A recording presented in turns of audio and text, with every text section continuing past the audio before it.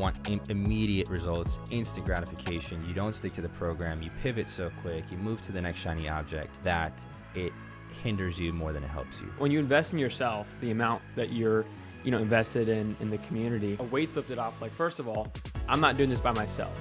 There are so many other people in here that are doing exactly what I'm trying to do. Just focusing on that one thing and doing it over and over again, right? The meticulous stuff that moves your business forward. You see that these are all just normal people that just did it, right? Like, they just took the action. They took the right actions to get the result, and that was it. Day in and day out is just focusing on my inputs, is making sure that I'm doing what I'm supposed to move the needle forward today. What's up, Nico? How you doing, man? Grayson, man, a pleasure to be here, dude. Excited to finally be on the podcast, man. I've been watching you for some time, so it's great. Yeah, dude. I think you're the one that told me that these podcasts are the thing that sold you into the program, right? Oh, yeah, man. Yeah. Long form, dude. And the conversation with the community that you've had, obviously individual people in the community, but nonetheless, is a testament to what's actually inside the community, right? Dude, I don't know how you do it, but the formula for getting like top tier talent, just like absolute killers, is golden. And I saw that in these conversations. So yeah, definitely was the thing that got me into the community for sure. Yeah. Yeah, dude. Well, I'm really excited about this conversation because I think I just posted on my story yesterday too. But so Nico signed up and made a big commitment kind of for where you were at the time, right? It was a big financial commitment for where you were at for sure.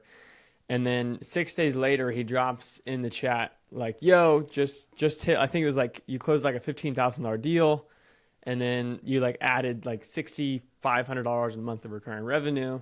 And then was it a week in, 2 weeks in, you were like, I'm quitting the job because you had a software job, right?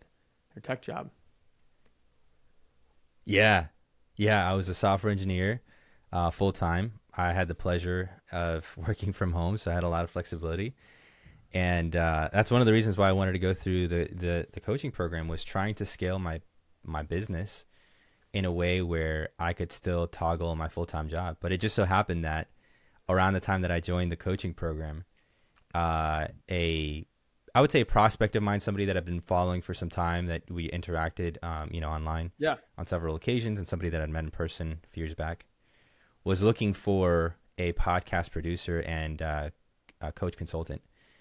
And I was like, dude, yeah, let's talk, and literally like the next day we have a phone call, and I'm telling him, essentially like word for word what I'm learning and what I'm able to do and that sort of thing. And, to make a long story short, yeah, I closed them on $15K a month, and that was enough for me to, leave my corporate job behind. Yeah. That's sweet, dude. And so how long ago, you said this is like the 2-week mark of you've been out of the corporate job, and it's like, it's a brand new feeling for you to like not be working for somebody else, but now you're just working for yourself. Dude. Yeah. 2 weeks in, I'd done the solopreneur independent contractor thing 9 years ago, when I was working at a recording studio. I had my own client base. But you start a family, you want a little bit more stability. I didn't really have a coaching group like these guys, right, that like knew the ins and outs of entrepreneurship. And for me, that was my safety net. But I started to realize that safety net was not so safe when a lot of my colleagues and peers were getting laid off. And so I was like, hey, now's the time to do it, right? Well, dude, tell me a little bit about your story, bro. I want to hear like, how did Nico, first of all, start a family? I think you have a couple kids, right? So you got people to take care of. Like, tell me the story about, and then also like how you got interested in business. Like, did you go straight to software engineer out of college, or did you go like, I'm gonna try and start a business, and then you were like, never mind, let me, get a job, and now you're doing it? Like, how did that work? Yeah, so it's funny. I'll try to condense it in just a few minutes, but basically, like, I like to say entrepreneurship. I didn't find entrepreneurship. Entrepreneurship found me. So, I was born in Bogota, Colombia, capital city of Colombia, South America. Parents moved when I was 7. I always saw education as kind of the tool, the gateway to financial freedom. My parents, came from educated backgrounds, but they didn't really have that education transfer to the United States. So they work blue collar jobs. And so we didn't really have a lot of money growing up. So I knew that I wanted to make something of myself. So I took the traditional path, go to school, get good grades, that sort of thing. And I started out as a mechanical engineer in my freshman year of school. But dude, that was tough, man. It was a program that like was designed to weed people out. And at 18 years old, I just didn't have the wherewithal, the emotional maturity to really take responsibility for myself, study, do all the things that I needed to do. So I pivoted. Before that, though, I had a real passion and somewhat of a skill for music, and I wanted to become kind of like a part-time rapper, rap on the weekends, work during the day, on the weekdays. And that passion shifted. I, found my faith in college. I wanted to become kind of like a youth minister of sorts. So then from leaving mechanical engineering to pivoting to advertising and business, I figured I could use advertising to market my music, get the youth attracted to the things that I was trying to minister and that sort of thing. And so all these skills started stacking up, and I started realizing, well, I don't want to work at an agency that may be promoting things that I'm not necessarily aligned with. So I can either start my own thing or work for churches and kind of supplement my income that way. And essentially, that's what I did for the first, 2.5 years of my career post-college was work for churches, had my own little like client base, and, that was enough to get me by. But I met my wife in 2014, and, we wanted to settle down, have a family. And as you know, Grayson, like those things have expenses, right? Wedding expenses, you just went through that, right? It's like all these things start to stack up, man. And I was like, all right, man, dude, yeah, seriously. And then it's like, all right, well, I gotta do something. And I didn't really know how to navigate this entrepreneurial world back in 2014. So I was like, let me get a real job. So I went to the corporate world, man, and I started from the bottom as a entry-level customer service rep and worked my way up during that time. Like you said, started a family, had a couple kids along the way. I got 3 kids now, twin daughters and a 5-year-old son. And so with that comes its challenges, financial responsibilities. So I stuck the course with the corporate, job for 9 years, scaled up from entry level to, like you said, software engineer, making over 6 figures there. And, but dude, something was itching, man. I still had to keep my clients. I still had to build my business. There was something there that I was like, man, I hate to sound cliche, man, but I know I'm made for more. I feel like there's something that I'm not tapping into that I can tap into with my own stuff. So yeah. Well, sweet, dude. Tell me like, what was the decision-making process to quit a 6-figure, a year, especially that decision, like with your family? Like, I'm sure that was like a huge talking point for a few weeks. You're like, do I do it? Do I not do it? Like, what was the final, like, all right, I'm going to do it?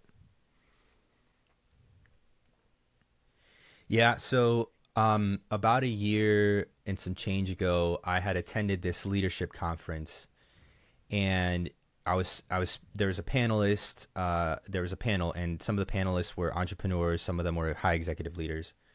And so I asked them, I said, this one guy actually was running an agency, and the other guy was like a vice president at some, I think insurance company. And I asked them candidly, I said, hey, I'm doing this on the side. I have pretty good revenue coming in, but I also have my corporate career. Like, what do you guys suggest? And both of them unanimously said, you got to pick one. You can't grow in one without sacrificing the other. And so ultimately you just have to pick one. And so I knew that I was kind of at a fork in the road where I was getting paid per hour more with my side business than I was getting paid at my day job. If I broke down my salary into 40 hours a week, I was essentially getting paid more doing my side gig. So I said, okay, well, there's a lot of potential here, but I'm split because I'm doing software engineering, which has nothing to do with the stuff that I'm doing for my clients. So ultimately, it became a matter of not so much stop chasing the shiny object, but my attention was still split. And that's one thing that you hear time and time and again, and I've heard you say this as well. It's just focusing on that one thing and doing it over and over again, right? Falling in love with the mundane, the boring. The meticulous stuff that moves your business forward. But if you're split between two things or you're chasing different shiny objects, then you can't really focus on that one thing. So anyways, to make a long story short, that kind of began the catalyst of like, let's see how far I can scale this side business before I can jump ship. And I gave myself all sorts of parameters. Like, all right, once I have this much money set aside, once I've doubled or tripled the income with my side business that I'm making with my full-time job, I'll do it. And, I kind of gave it a timeline of like 5 years or so from last year. So I didn't really expect it to come so quick. But again, and this is not, Grayson didn't ask me to say this, but when I joined the coaching program, I felt like there was kind of this weight lifted off my shoulders of like, okay, these guys are already doing it. There's proof of concept. Now just go and do it. You can't hold yourself back with all these excuses that I have to meet these criteria first. It's like, sure, there's a right way and a wrong way of doing it, and there's certainly a prudent way of attacking things. But don't let it be led by fear, right? And don't let that dictate your decision making. So yeah, after I landed that 15K a month client, I had a serious conversation with my wife. It was like, hey babe, like, it's now or never. I'm already like stressed out beyond belief by having a full-time day job, being a, present father, and then also having these clients. And something's got to give. So either my full-time job's got to give, or I got to shut the agency down. And we both agreed that the agency was really the long-term play anyway. So yeah, dude, I think first of all, that's freaking awesome. I love that. I think something happens when you you make the commitment to yourself. Like obviously, like there's maybe some information that you consumed as soon as you hopped in the community, and you were like, oh, this is like something I can implement.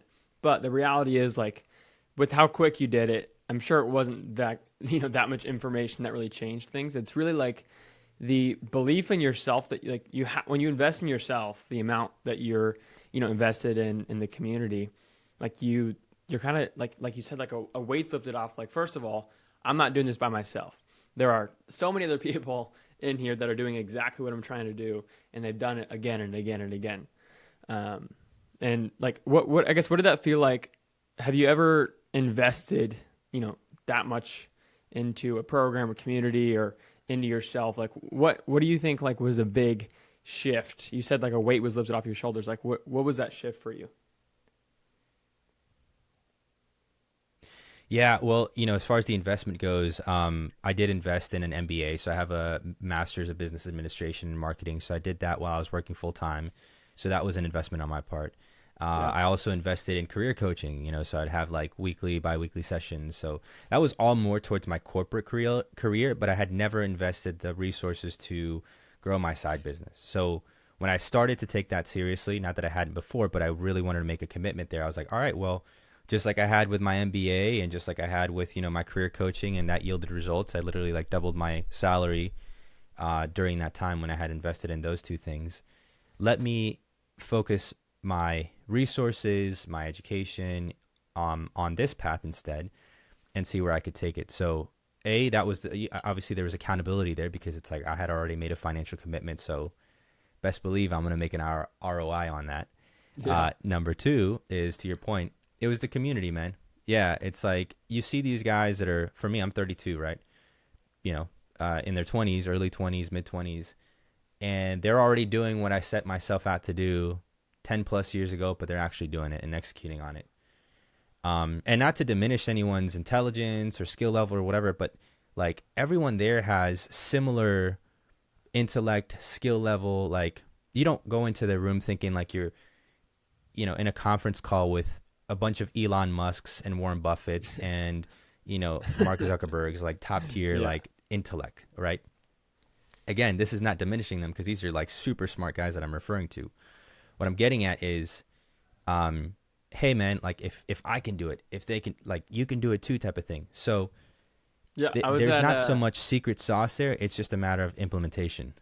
Good. Yeah, we were at our Scottsdale collective, and one of my clients, Max, I'm sure you've seen in like the group calls and stuff. He was we're all sitting in a circle, and we're talking about like, all right, what's kind of the biggest thing you got out of this weekend?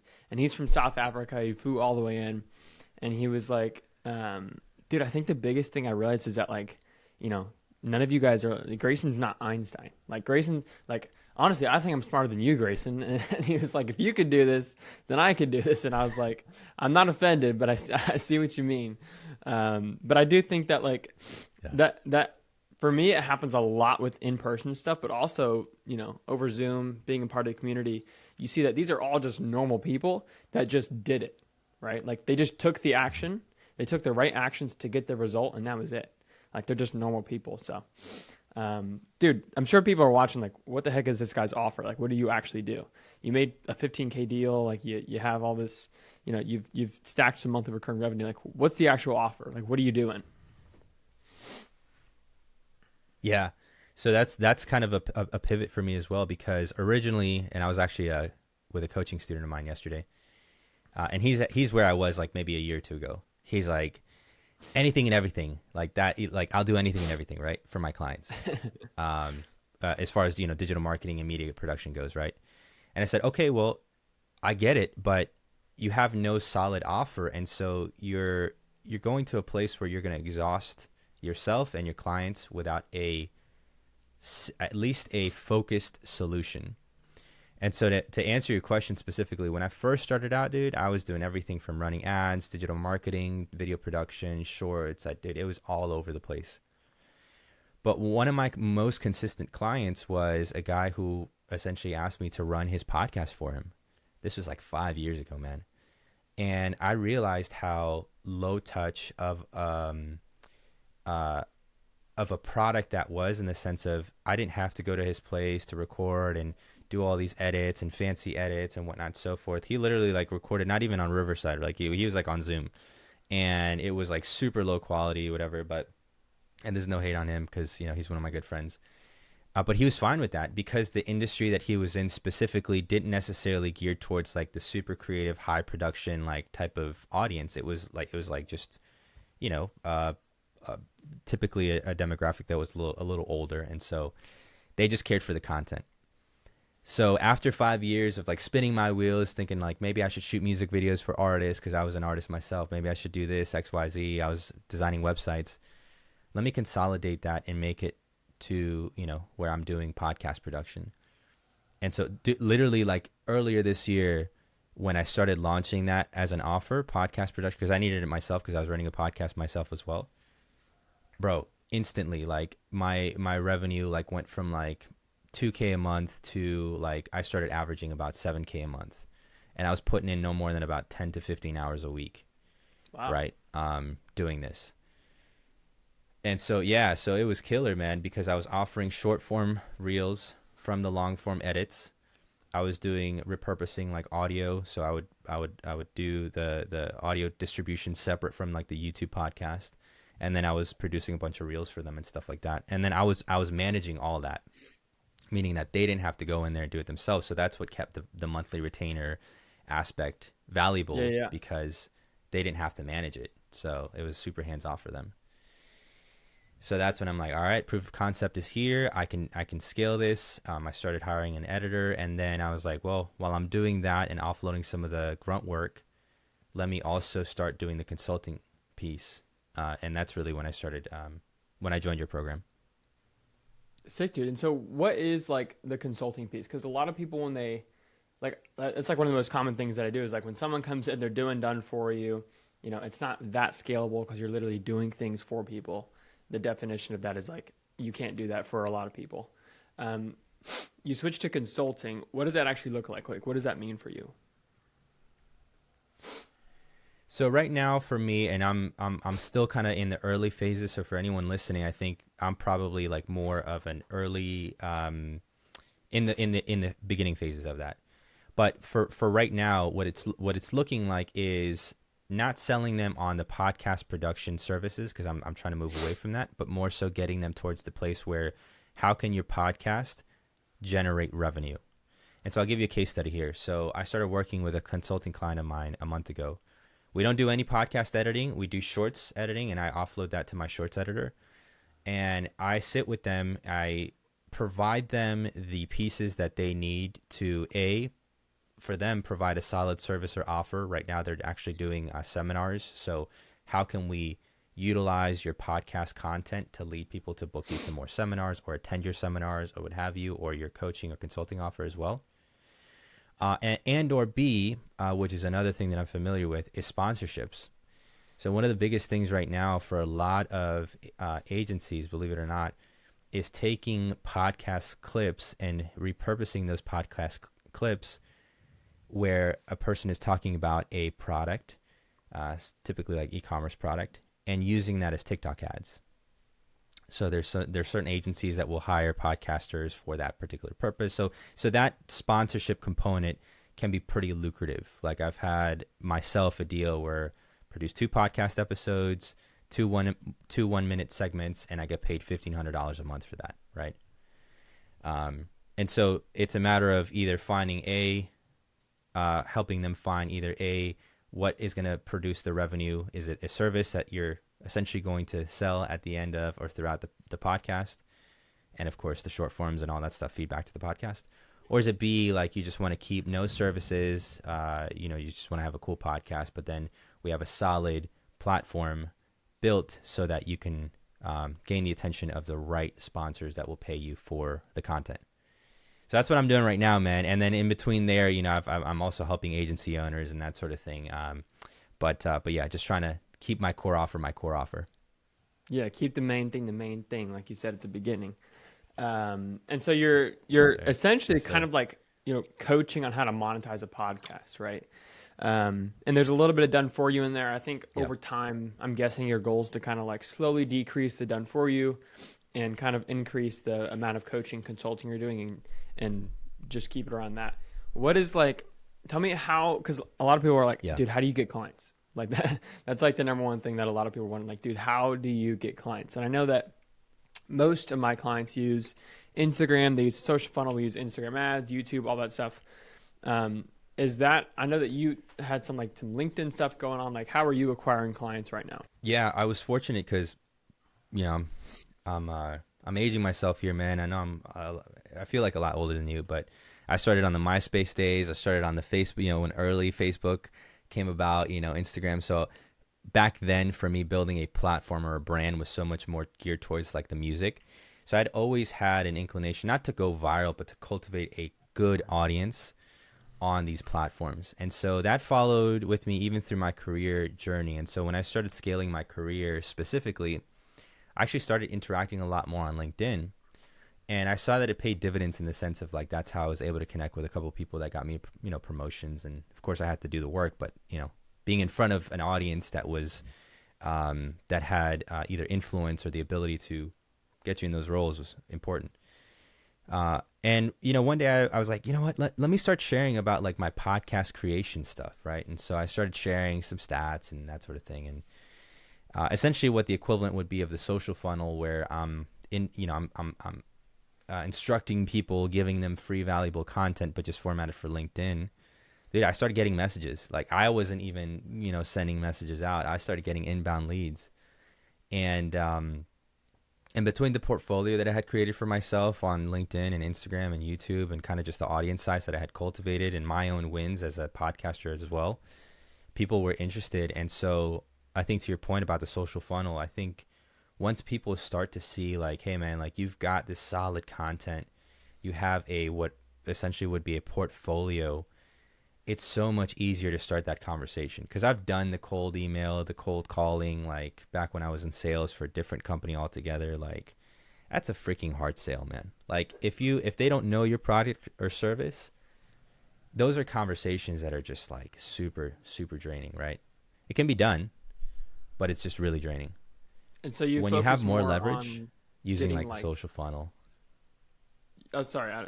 I think there's like a lag, so like I think like I tried to interject in a good spot, but yeah. So with LinkedIn, like I guess for people listening, the concept of the social funnel is like you build awareness, you build a following, you build an audience, you build a crowd of people, and then you actually sell to those people. You set them for appointments rather than like running cold ads, cold DMs, cold outreach, cold calls.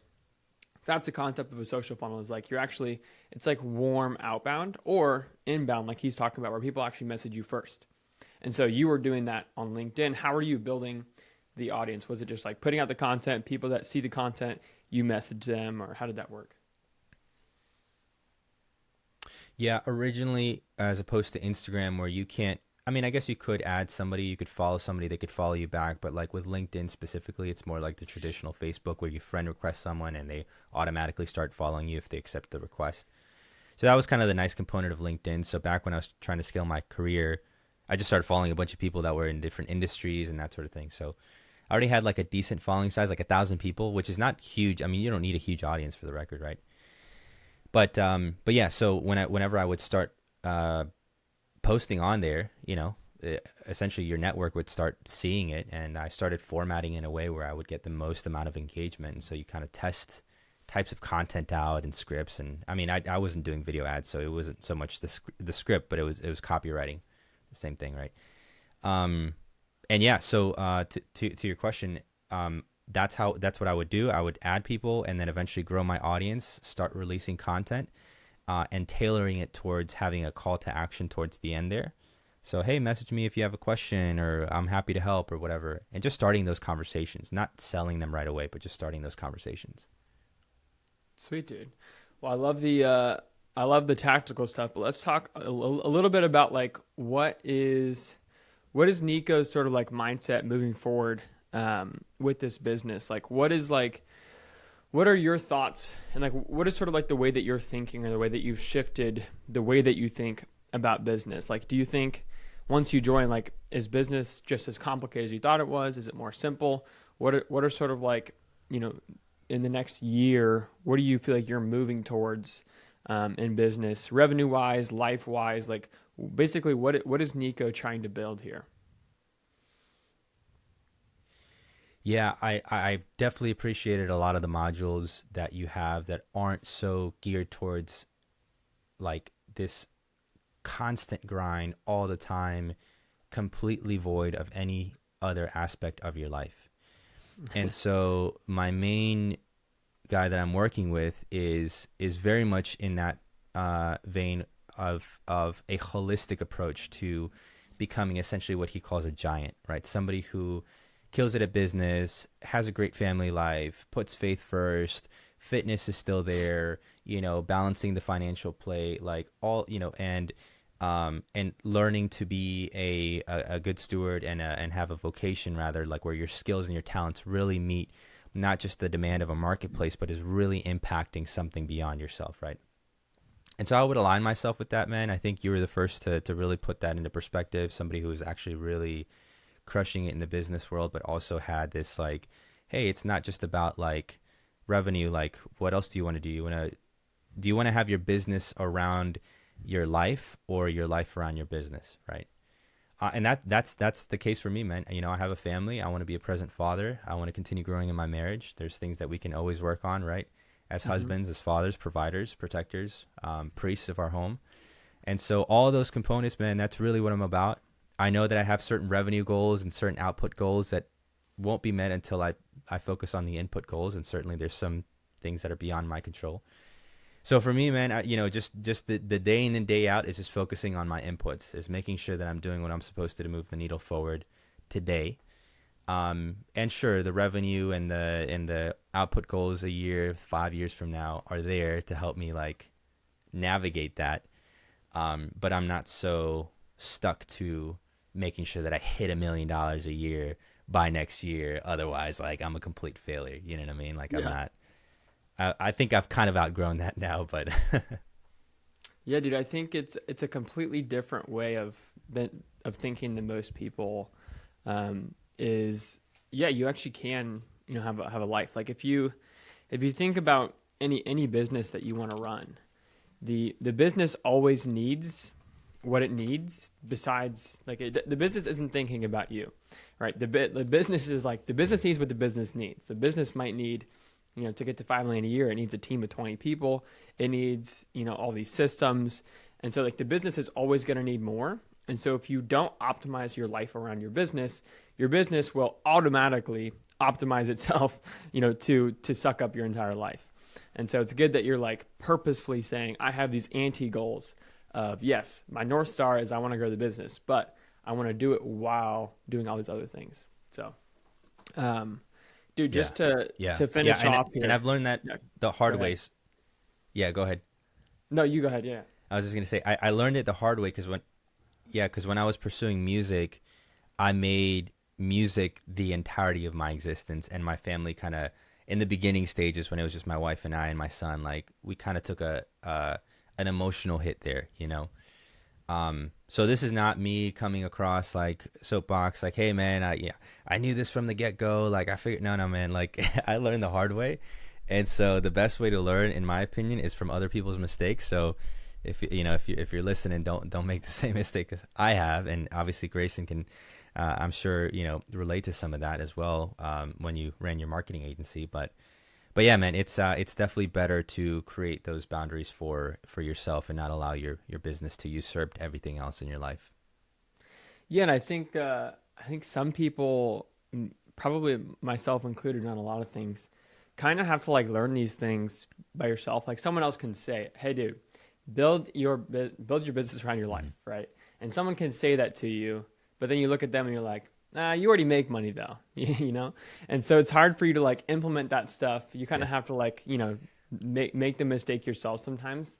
And I definitely do that a lot, where it's like, I'm learning from somebody and they're like, yeah, dude, you don't need to build a massive team and scale to $1 million a month to be happy. And I'm like, yeah, but, and then you make the mistake, you learn from it, then you go back. So, that's kind of the bad part about being an entrepreneur, is that sometimes you got to make your own mistakes. So, all right, sweet. So what are you currently doing I think you said you're around 18,000 in monthly recurring revenue right now.